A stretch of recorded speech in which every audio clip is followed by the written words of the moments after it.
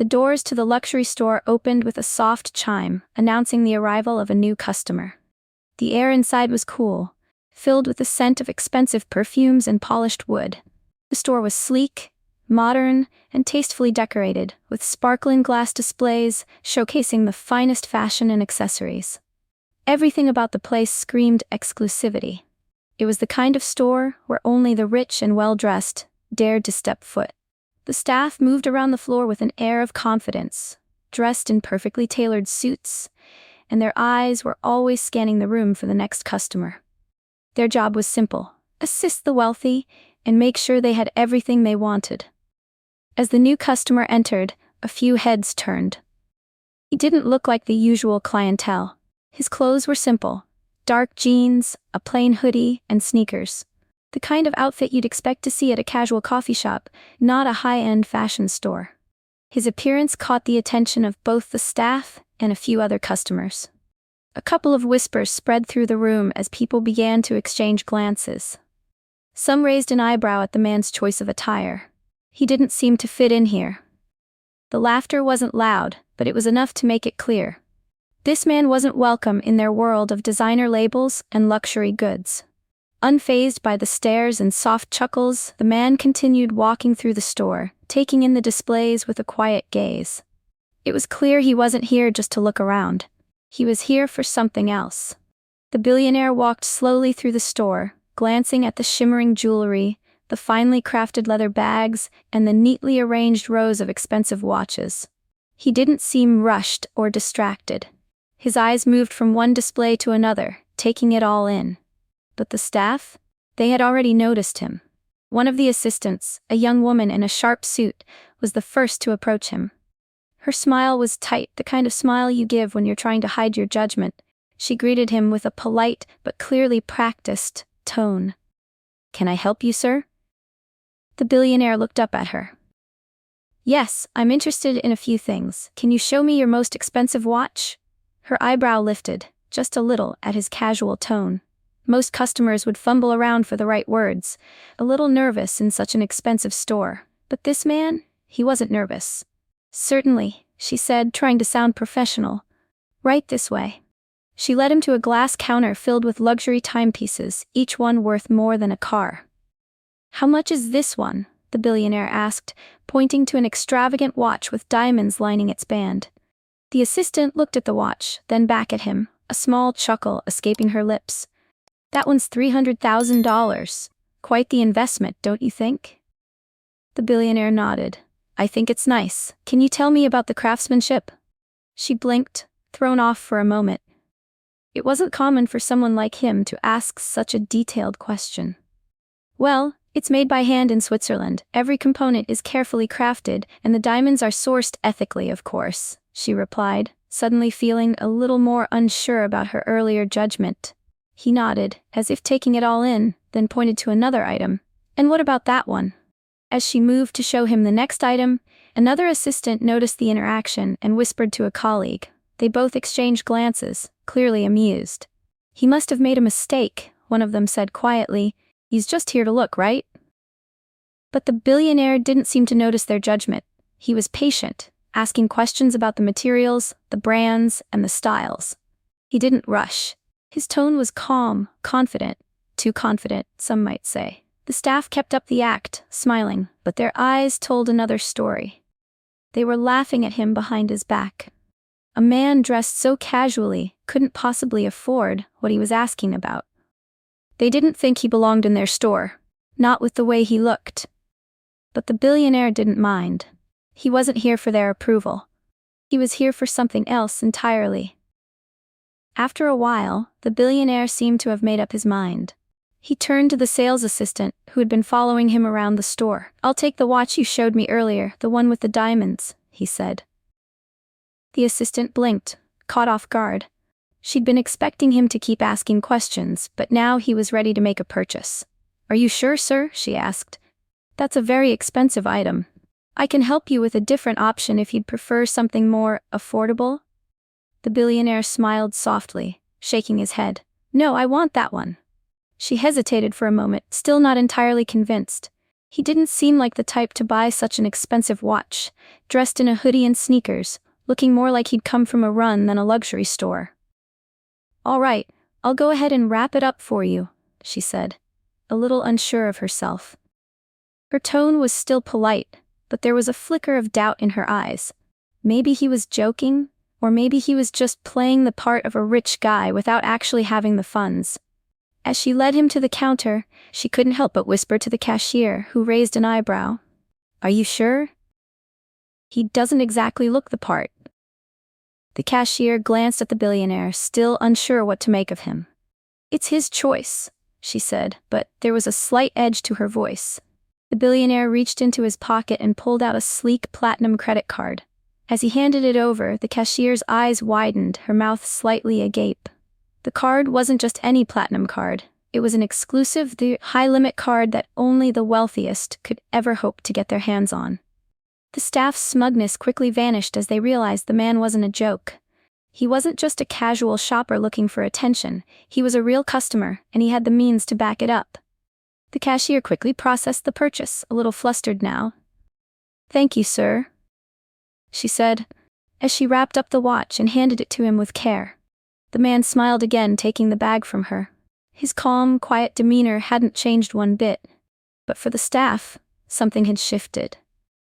They'd assumed he was just another look-alike who couldn't possibly afford the luxury items.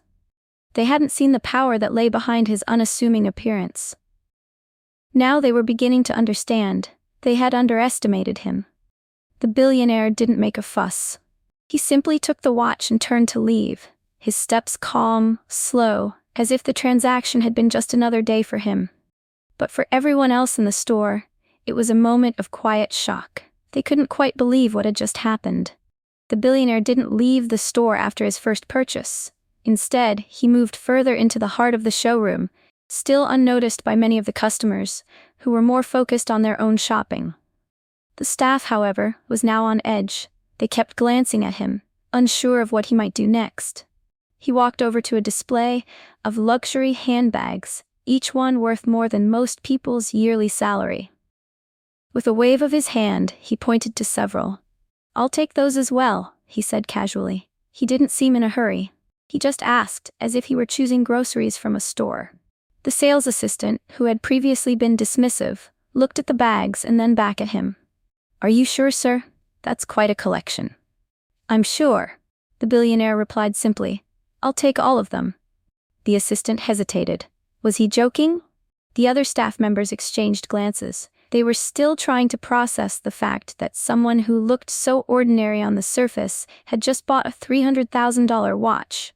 Now he was casually asking for bags that cost tens of thousands of dollars each. One by one, the billionaire picked out more items: shoes, coats, scarves, everything he could spot. "Wrap that one up too," he said about a pair of designer shoes that could have bought a car. The assistant moved quickly to gather them, but the confusion was evident in her eyes. She was trying to stay professional, but she was still struggling to grasp what was happening. And then, it happened. The billionaire walked over to a grand display of the store's finest jewelry, diamonds and gold sparkling under the overhead lights. He looked at the pieces with a small smile. "I'll take all of it," he said, his voice steady and calm. At this point, the staff started to scramble. The store manager was called over, rushing from his office to the showroom floor. He was greeted with a scene of staff members running back and forth, gathering up the billionaire's selections. The manager looked at the billionaire, then at the growing pile of items he had chosen. A moment of realization hit him like a wave. "Sir," the manager said, now standing in front of the billionaire with a forced smile. "I can assist you with anything you need. We can arrange delivery of all your purchases immediately. Please let me know if you need anything extra." The billionaire nodded slowly. "Thank you," he said. He wasn't fazed by the manager's sudden change in attitude. He didn't care that the staff were now acting differently. His focus remained on the items he was buying. The staff, on the other hand, were a mess of confusion and embarrassment. The whispers had stopped, replaced by awkward silences as they worked to wrap everything up. Some of them tried to hide their surprise, while others couldn't mask their feelings of regret for having underestimated him earlier. More customers in the store began to notice what was happening. Their eyes widened as they saw the billionaire continue to add item after item to his collection. A few started to whisper among themselves, trying to make sense of the situation. The man who had been laughed at was now buying everything in the store. The billionaire didn't seem to care about the stares or the whispers. He just went about his business, calmly selecting what he wanted. With every item he chose, the staff seemed to shrink back a little more, realizing how wrong they had been. The quiet chuckles earlier in the day had turned into nervous energy as the realization set in. This wasn't just some rich guy acting out of place. This was a man with wealth and power who was now getting exactly what he wanted, without a second thought. As the store continued to fill with the buzz of confusion, the billionaire stood quietly, his presence the only calm thing in the room. He didn't show any anger or frustration. There were no dramatic speeches or grand gestures. He simply let the staff continue their work, paying them no more attention than he had when he first walked through the door. His demeanor was one of quiet confidence, never arrogant, never flashy. Just someone who knew exactly what he was doing. As the billionaire's purchases continued to pile up, the atmosphere in the store shifted. The remaining customers, who had been chatting or casually browsing, began to notice what was happening. At first, they too had made the same assumption the staff had, that this man wasn't serious, that he didn't belong in a place like this. But now it was becoming clear that something extraordinary was unfolding right before their eyes. The billionaire was buying everything, and not just a few items. He was taking entire collections. Handbags, watches, jewelry, shoes, coats. His choices seemed endless. The staff continued to rush around, wrapping items, processing payments, and trying to keep up with his calm, steady pace. Some of the other customers began to approach the billionaire, their voices filled with uncertainty. "Excuse me, sir," one woman said, hesitating as she stepped closer to him. "I just wanted to apologize. We didn't realize." She trailed off, her words catching in her throat. The billionaire didn't even look at her. He just nodded and said, "It's all right." His response was calm, nonchalant. He wasn't interested in the apology. He wasn't here for recognition or for validation from anyone in the store. Another customer, this one a man in a tailored suit, approached him as well. "I owe you an apology too," he said, his tone now respectful, almost deferential. "I didn't realize who you were when you first came in. We all assumed." "Assumed what?"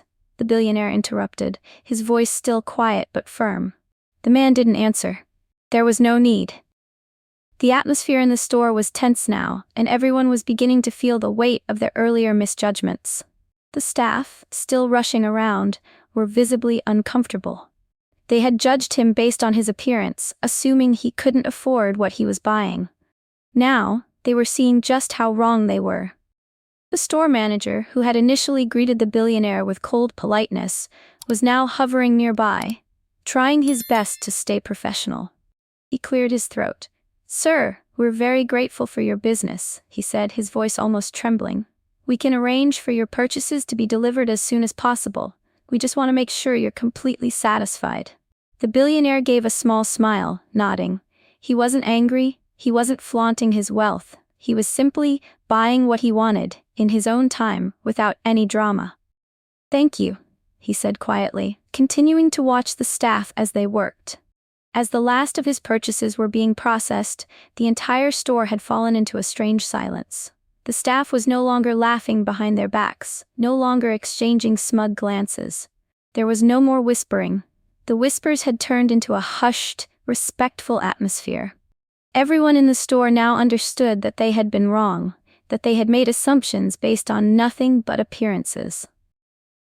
The billionaire walked out of the store without a word, his bags in hand, his demeanor as calm and composed as when he first entered. The staff and customers stood quietly, watching him go. No one made a sound, but there was a shared sense of realization in the air. The man had come in unnoticed, laughed at, and judged. But in the end, he had walked out the victor, not with a flashy show of wealth, but with quiet confidence and a lot of luxury items to his name.